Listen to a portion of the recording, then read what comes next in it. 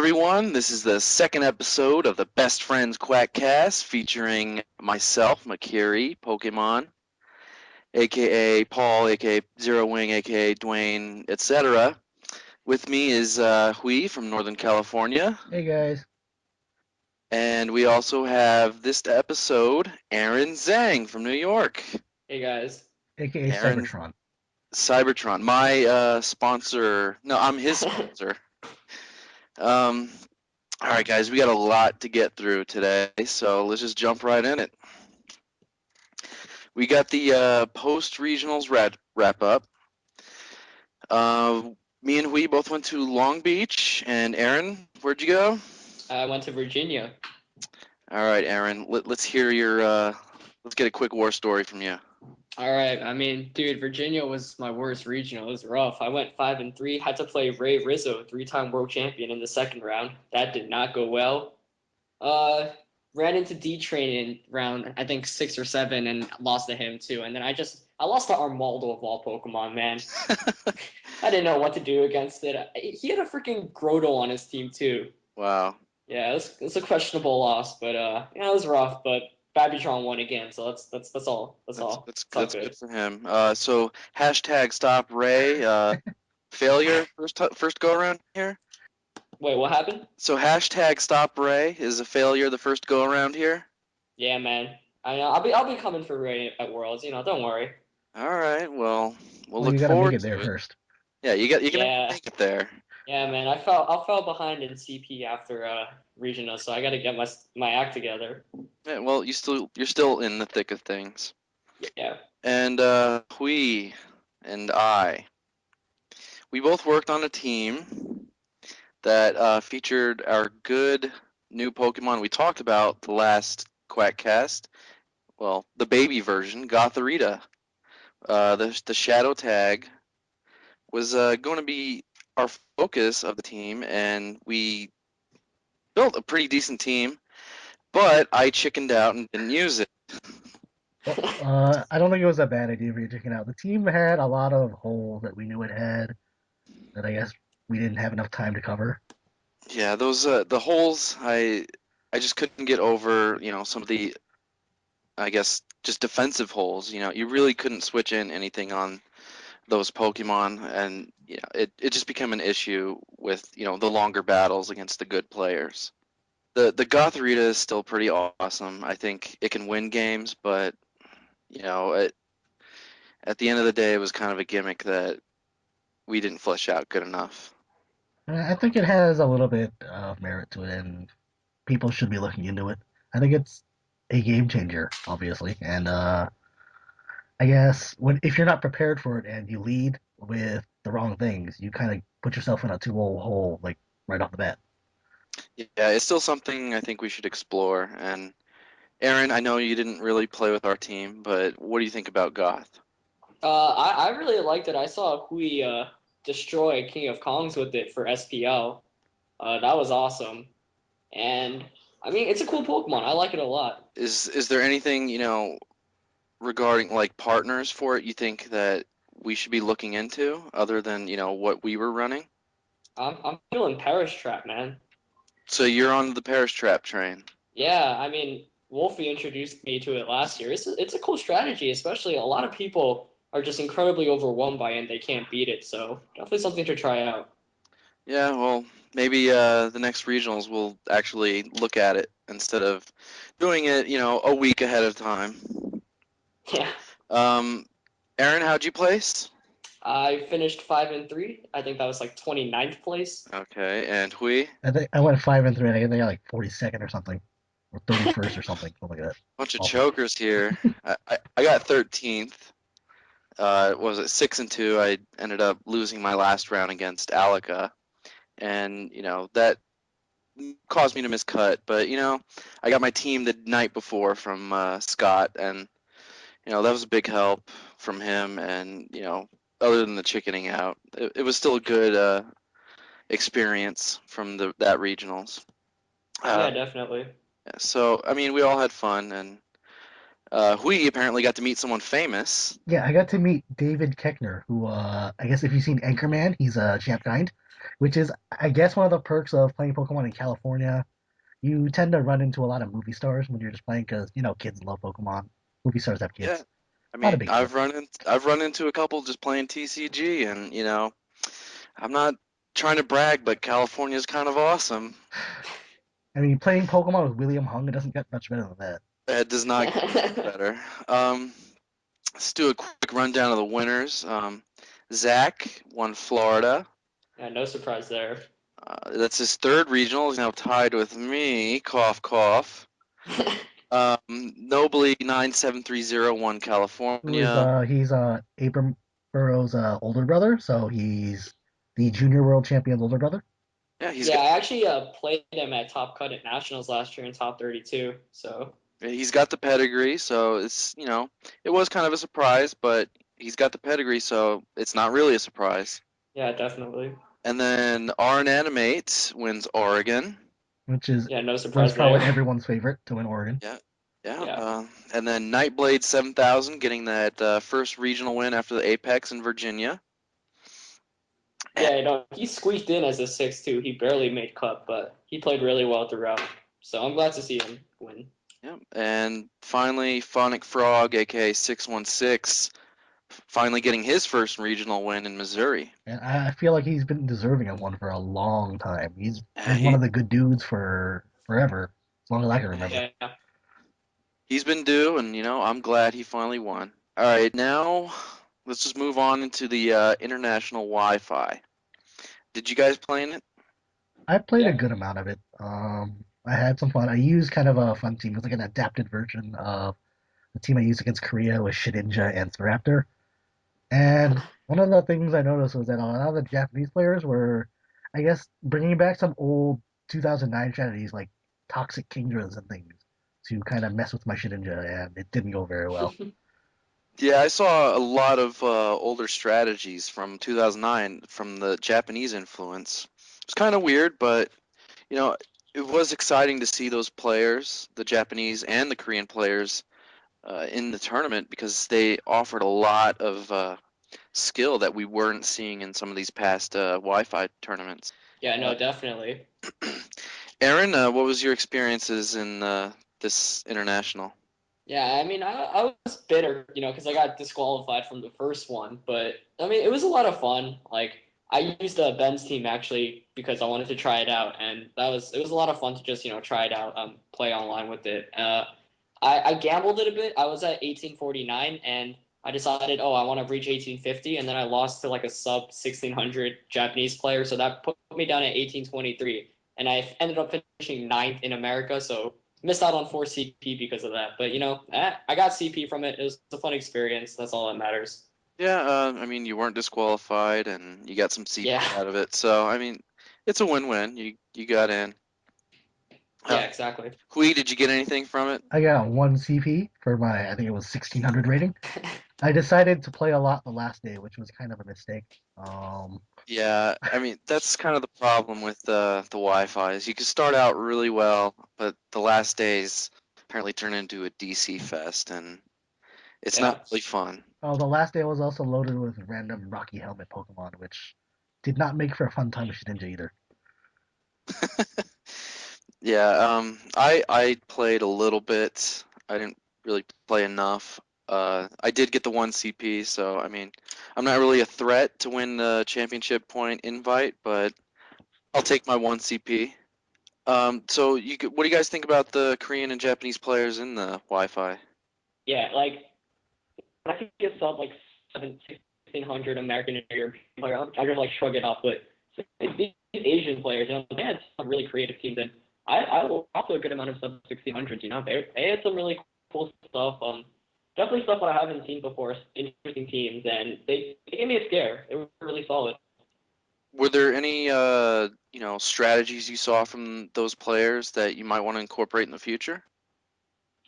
I mean, one guy had a really cool, like, kind of trick room bluff team. I remember he led Metagross and his Musharna, so I didn't know whether he'd just explode and trick room right off the bat or protect in trick room. So I tried to play really safely, and I over-protected over and over again. And the mind games he had with that lead was just really, it was neat. Huy, was there anything you saw? I didn't really see too much because I didn't get to play as much as other people did, I guess. But they're definitely a lot stronger than the average player that you see on GPU or like in the past Wi-Fi tournaments. Well, so just bring Rocky Helmet for Huy and you'll win. Generally, how it goes. Yeah, I saw a lot of variants too from the Japanese players, a lot of landers, which actually inspired me to build my invitational team. So that was neat. All right. Well, Well, I guess good job to everyone who played in that and didn't DC. and we have another one coming up Um, in a couple months or a couple weeks. yeah, we got another one in is it March? I think it's in March. Yeah. Yeah, I think so. Yeah, coming up in March. Make sure you stay tuned, Nugget Bridge, for that. Now we got the Penn State Pokemon Tournament. Did you guys watch this? I got to watch Yeah, a little I bit. watched the entire stream. Now, I was actually kind of excited because it was another grassroots tournament, and I love seeing, grassroots stuff because that's how we're going to make this game big. I think we mentioned that on the last cast, and starting at the bottom and just working our way up, and eventually we can end up like Evo and things like that with these grassroots tournaments.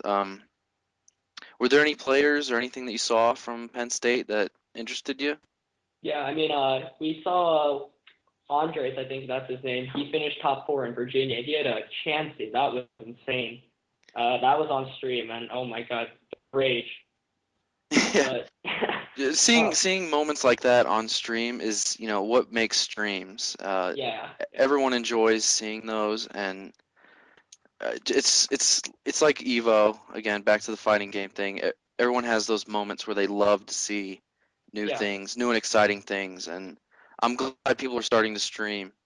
And Definitely. Bears fan, big shout outs to him for organizing the stream and getting that all set up. Yeah, and the organizer, Nick Frieda, he's a really cool guy. He's one of the TLs and judges in the area. I mean, he wants VGC to grow a lot too, and I'm really glad because he's part of the reason why that tournament happened. So props to him for doing such a good job. Yeah, I want to see more of these grassroots tournaments, and Oh yeah, definitely.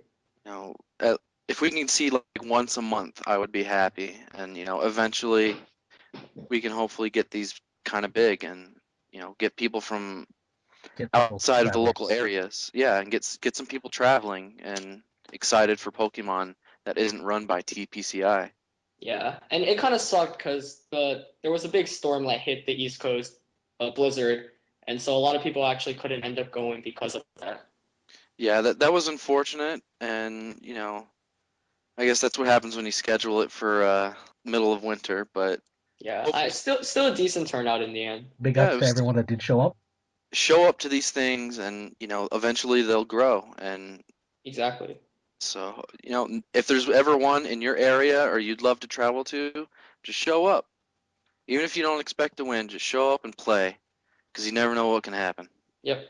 All right, Aaron, this is about you basically. Nugget Bridge Invitational. We got our champion here. Let's get a rundown from you. What you did, how'd you do, and all that good stuff. All right, sure. So, I mean, I kind of like built a team. I was testing stuff because I'm getting tired of that old team, and yeah, too many running jokes about that. So I was like, I'll try something new. I threw something together for SPL. I think 2 days before, and I beat Scott with it. So I was like, okay, this might be something I want to use. So I got all the Pokemon the day of the competition. Didn't practice with it at all. I just kind of went into the competition. Not that high expectations, but I figured, if I play smart, I can do decently well. So I played Mr. Bopper in the first round, and he had a really solid team. He had Sand, and I ran a semi-rain team with Poly, Kingdra, Top, Thunderous T, Landorus T, and Scizor.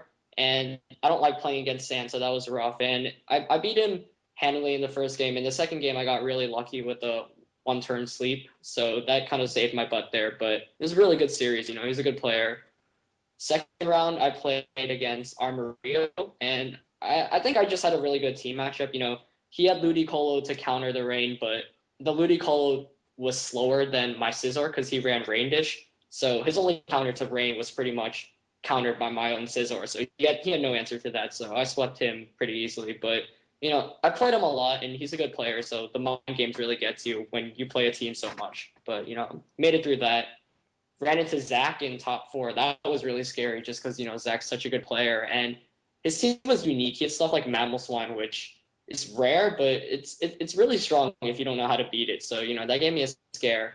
And he had Tyranitar too, obviously, which makes using Rain Mode a lot harder. And so in the first game, he beat me pretty bad. Second game, I went full Rain Mode, and he led with, I think, Salamence, which doesn't have Protect, and Volcarona, and the Tyranitar. So I got my Rain up, and he had no sleep switches, so I took that game pretty easily. And then in the third game, he had a really good predict on the first turn where we were both over predicting. I had a Kingdra and Rain out and his Salamence, and it comes down to whether I protect for the fake out because he had Hitmontop out too, or if I just go for a Draco. And I made a kind of ballsy play, went for the Draco right away, and he just went for the obvious but safe play. He faked out my Kingdra and Draco'd it for the KO. And so the game later comes down to, I got really lucky. He had a Hydro Pump miss on my Lender's T, and it has this Focus Sash, but it still saved it from any damage. And then because of that, I was able to win the series in the end. And so, I mean, that was definitely my toughest opponent because, he is a really good player, really good predictions, and a solid team.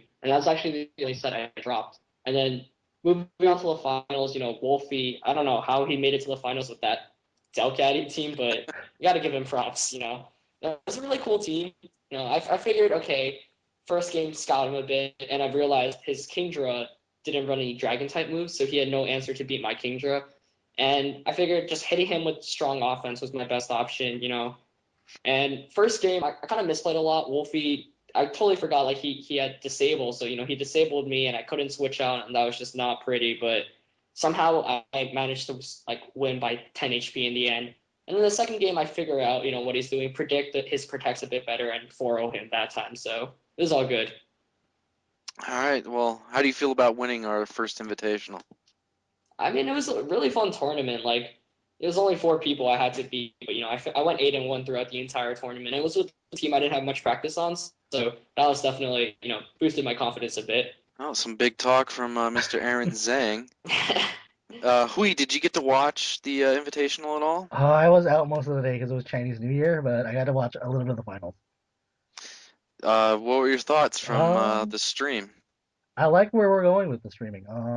I feel like the more streaming that we can get covered for our matches, or just even in general, like GBU matches, they're fun to watch. They help get a crowd going, and I guess it gets a lot of people into the game. Yeah, I mean, I didn't get to watch any of it despite organizing the invitational because it was my birthday, but I'll Happy live. birthday, Paul. Oh, Happy birthday, man. thank you. Um, but I'm glad that we had a lot of viewers, and I'm glad everybody played in the season, and hopefully everybody does well, and we could see another successful season in this upcoming week, which is the start of the Nugget Bridge Circuit, Season 2. This week, on Sunday, we're going to have a new time at 12 p.m. Pacific, 3 p.m. Eastern. So make sure you come out to the live tournament. We're going to have a new major, new invitational, and, it's a new season. So if you didn't do well last season, just come on out and keep playing, try hard, and maybe you'll make it and be like Aaron. Yeah, no, I really like how the circuit is run. I mean, the weekly tournaments, they're actually really fun to play, and they're great practice too. And I think one of the reasons why I'm able to get used to the team is because of the tournaments. You play against high quality players every week. I think it's definitely a good experience. I'm really glad it's happening, and definitely the invitational and the major are really fun tournaments to spectate in general. So really cool. All right, you guys heard it from Aaron. Play the Nugget Bridge Circuit. Play in the major, even if you lose in round one. Yeah, play in the Yeah. major. You still get some points. Yep. All right, well, that's the end of this Best Friends Quackcast. Make sure you follow us on Twitter. I'm at makiri PKMN. I'm at Huinasaur with show notes. Yeah, check that out. And Aaron. I'm at Cybertron VGC. And make sure you follow Nugget Bridge on Twitter and at facebook.com/the Nugget Bridge. And keep an eye out for us on twitch.tv/NuggetBridge for streams. All right. Well, you guys got any final words? I got nothing. All right. Well, Marvel's coming up next. Later, guys.